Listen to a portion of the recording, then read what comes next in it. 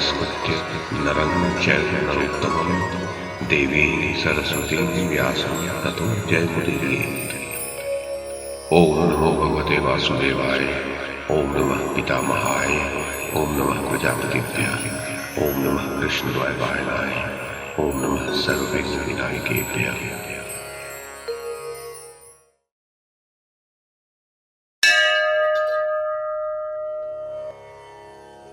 धृतराष्ट्र ने पूछा, संजय, क्या मेरी सेना में कोई भी महारथी वीर नहीं थे जिन्होंने जाते हुए सात्विकी को न तो मारा और न उन्हें रोका ही, अथवा जिस मार्ग से सात्विकी आगे बढ़े थे वह वीरों से शून्य तो नहीं हो गया था, या वहां के अधिकांश सैनिक मारे तो नहीं गए थे? महामना सात्विकी का वह कर्म अचिंत्य है, संभावना से परे है, अतः उस पर सहसा विश्वास नहीं किया जा सकता। उसे सुनकर मेरा मन व्यथित हो उठा है। संजय, जैसा कि तुम बता रहे हो, यदि एक ही सत्य पराक्रमी सात्विकी ने मेरी बहुत सी सेनाओं को धूल में मिला दिया है, तब तो मुझे ये मान लेना चाहिए कि अब मेरे पुत्र जीवित नहीं है। संजय, जब बहुत से महामनस्वी वीर युद्ध कर रहे थे, उस समय अकेले सात्विकी उन्हें पराजित करके कैसे आगे बढ़ गया, ये सब मुझे बताओ। संजय ने कहा, राजन, आपकी सेना का उद्योग महान था। आपके सैनिकों का समाहार प्रलय काल के समान भयंकर जान पड़ता था। जयद्रथ वध के समय द्रोणाचार्य ने जैसा व्यूह बनाया था, वैसा दूसरा कोई भी व्यूह नहीं बना सकता था। माननीय नरेश, अब आगे का वृत्तांत सुनिए।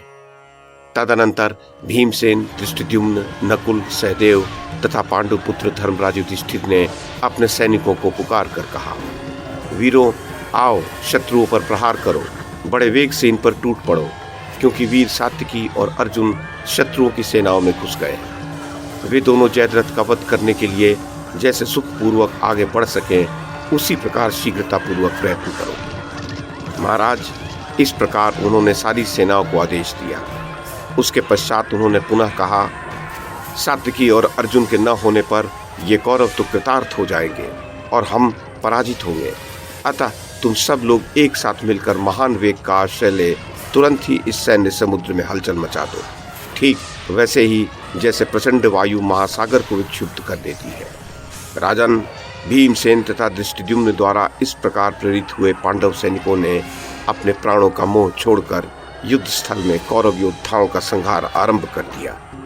राजन, जिस समय वह अत्यंत भयंकर घमासान युद्ध चल रहा था, उसी समय सात्विकी आपकी सारी सेनाओं को जीतकर अर्जुन की ओर बढ़ चले। महाराज, तब राजा दुर्योधन ने पुनः युद्ध में प्रवेश किया।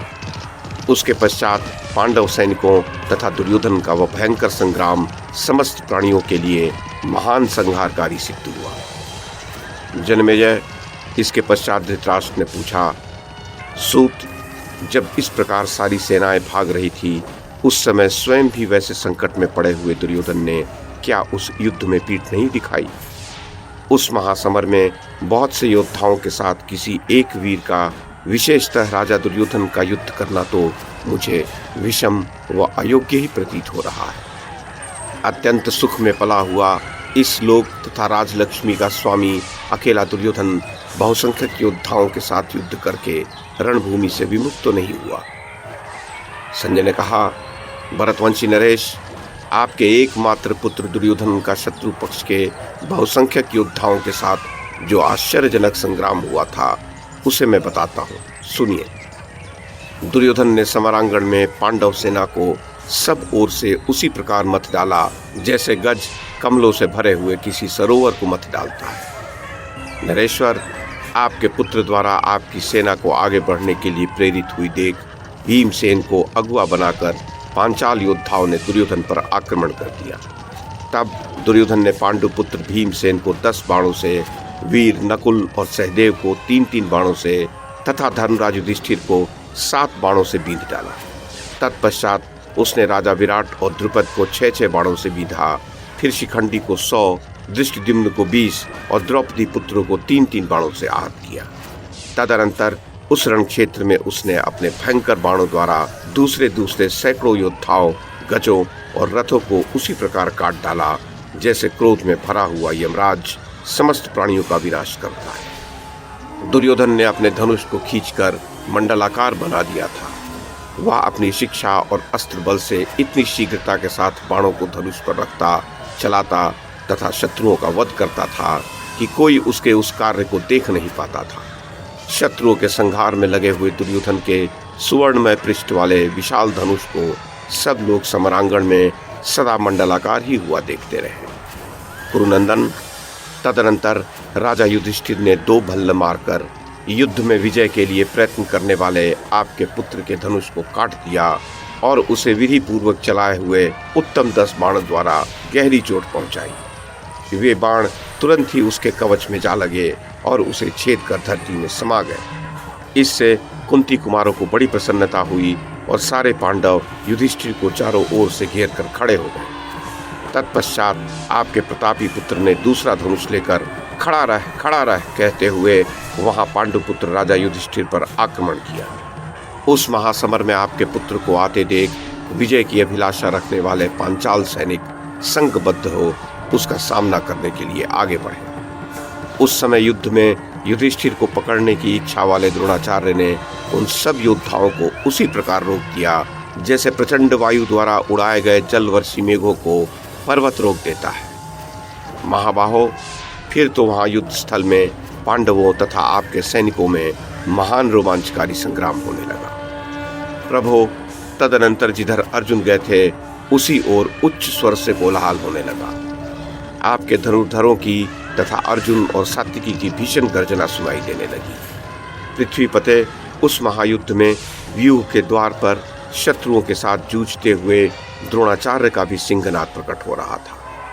इस प्रकार अर्जुन, द्रोणाचार्य तथा महारथी सात्विकी के कुपित होने पर युद्ध भूमि में वह भयंकर विनाश का कार्य संपन्न हुआ। राजन, उधर दोपहर के पश्चात आचार्य द्रोण का सोमकों के साथ पुनः घोर युद्ध होने लगा। उस समय जो योद्धा गरज रहे थे उनका मेघ के समान गंभीर शब्द हो रहा था। पुरुष सिंह द्रोण ने अपने लाल रंग के अश्व वाले रथ पर चढ़कर मध्यम गति से पांडवों पर धावा किया और अपने तीखे बाणों से मानो चुने चुने वीरों पर बाण बरसा रहे हों इस प्रकार युद्ध में क्रीड़ा सी करने लगे। इतने में ही 5 के राजकुमारों में से रण दुर्मद महारथी बृहत्क्षत्र उनके सामने आया और पहने पहने बाणों की वर्षा करके उन्हें पीड़ित करने लगा। द्रोण ने कुपित होकर उस पर 15 बाण छोड़े, किंतु उसने उन्हें अपने 5 बाणों से ही काट डाला। उसकी ऐसी शीघ्रता देखकर आचार्य हंसे और फिर उस पर 8 बाणों से वार किया। ये देखकर बृहत्क्षत्र ने उन्हें उतने ही पहने बाण छोड़कर नष्ट कर दिया। बृहत्क्षत्र का ऐसा दुष्कर्म देखकर आपकी सेना को बड़ा आश्चर्य हुआ। तब महाराज द्रोण ने अत्यंत दुर्जय ब्रह्मास्त्र प्रकट किया। उसे के राजकुमार ने ब्रह्मास्त्र से ही नष्ट कर दिया तथा आचार्य पर 60 बाणों से चोट की। इस पर विप्रवर द्रोण ने उस पर एक नाराज छोड़ा।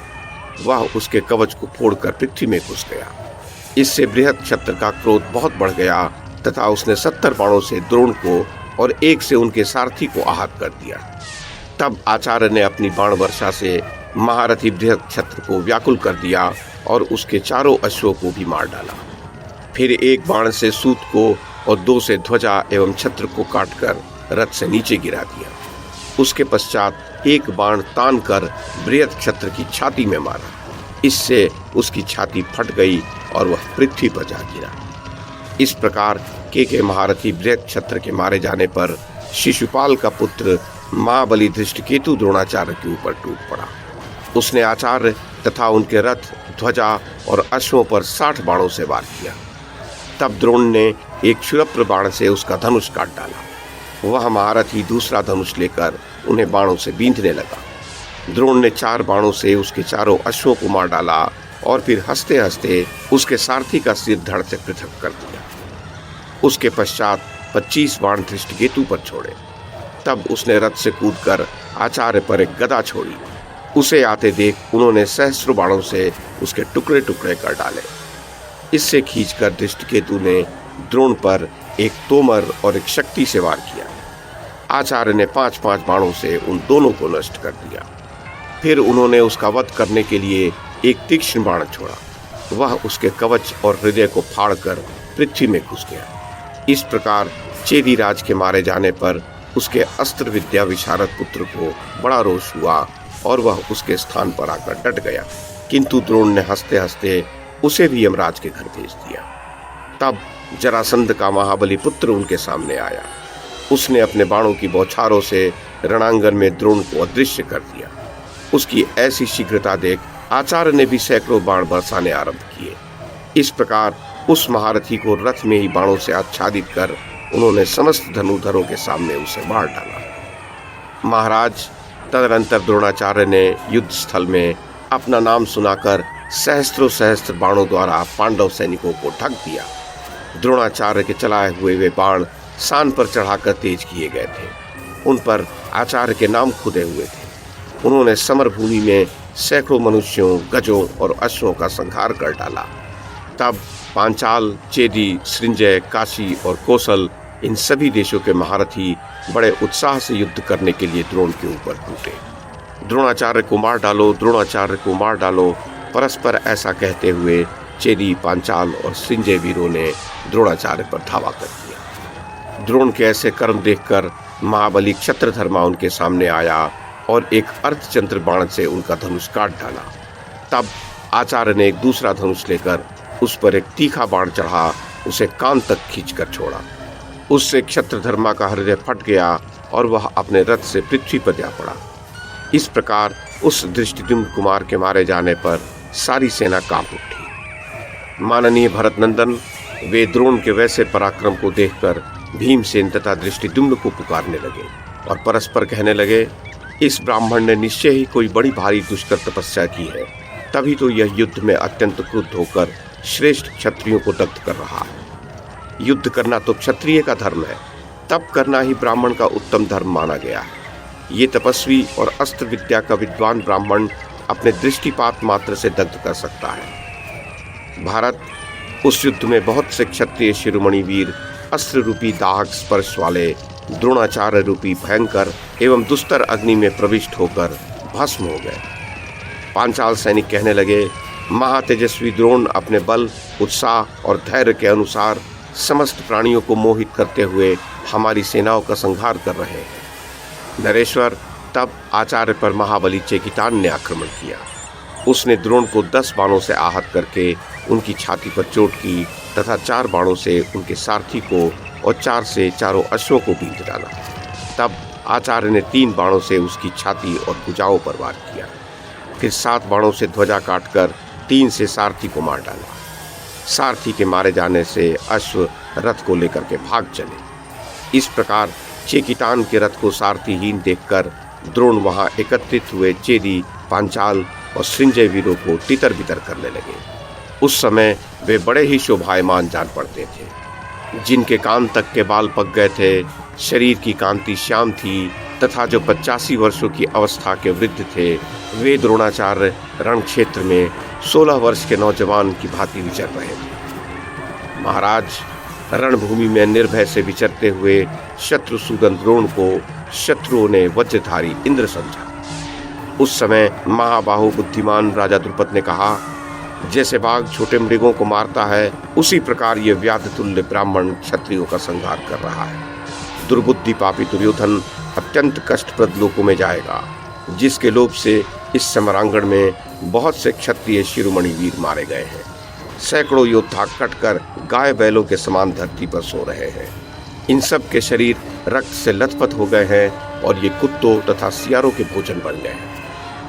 महाराज, ऐसा कहकर एक अक्षौहिणी सेना के स्वामी राजा द्रुपद ने रण क्षेत्र में कुंती के पुत्रों को आगे करके तुरंत ही द्रोणाचार्य पर धावा बोल दिया।